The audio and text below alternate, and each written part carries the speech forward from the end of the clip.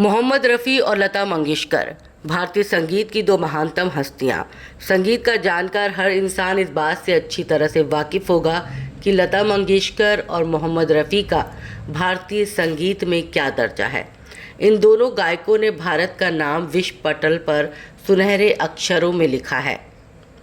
आज भी जब कहीं पर रफ़ी साहब और लता जी का साथ गाया हुआ कोई गीत प्ले हो जाए तो कुछ सेकंड्स के लिए ही सही हर संगीत प्रेमी का ध्यान उस तरफ जाता ही है जहां वो गीत बज रहा हो। ये दोनों गायक संगीत साधना करने वालों के आराध्य हैं। लेकिन एक वक्त ऐसा भी आया जब लता मंगेशकर और मोहम्मद रफ़ी के बीच विवाद हो गया।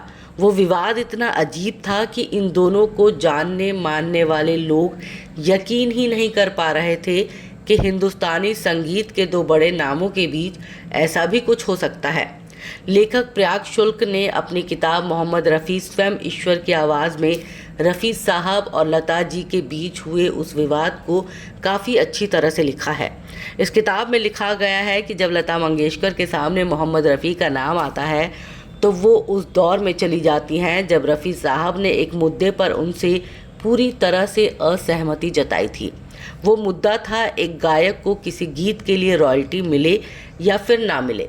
किताब के मुताबिक लता जी बेशक महानतम गायिका हैं, लेकिन कई दफ़ा कई मामलों में वो खुद को काफ़ी असुरक्षित महसूस करने लग जाती थी। कोई भी दूसरी गायिका जो लता जी को अपनी प्रतिद्वंदी लगती थी, उनके प्रति लता जी कभी उदार नहीं रहीं। खुद आशा भोसले जो कि लता जी की सगी बहन थी, वो भी लता जी के व्यक्तित्व के इस पहलू का शिकार हो चुके हैं।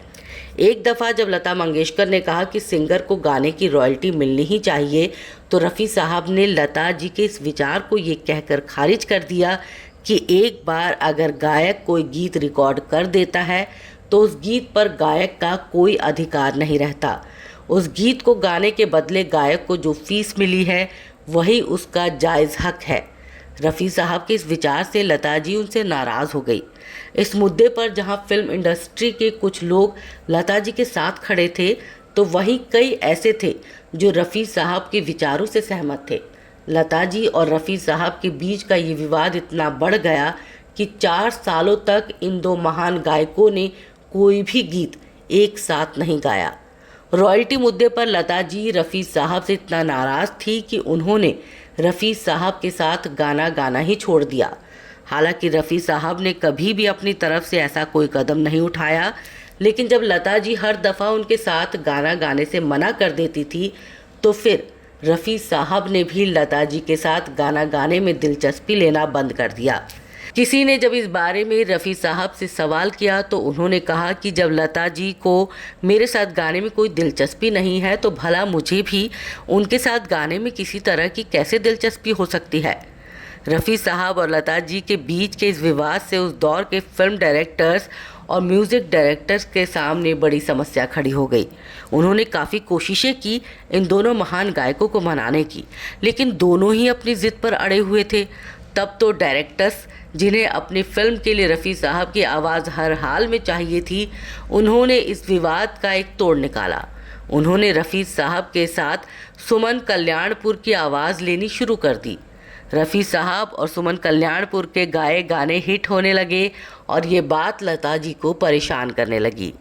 किताब में जो लिखा है उसके मुताबिक एक दिन लता जी ने संगीतकार जोड़ी शंकर जयकिशन से संपर्क किया और उनसे आग्रह की कि रफ़ी साहब के साथ उनकी सुलह करा दी जाए।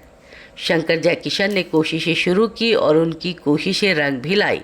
4 साल के बाद एक फिल्म में लता जी और रफ़ी साहब ने एक साथ एक गाना रिकॉर्ड किया और इस तरह रफ़ी साहब और लता मंगेशकर जी के बीच की लड़ाई ख़त्म हो सकी।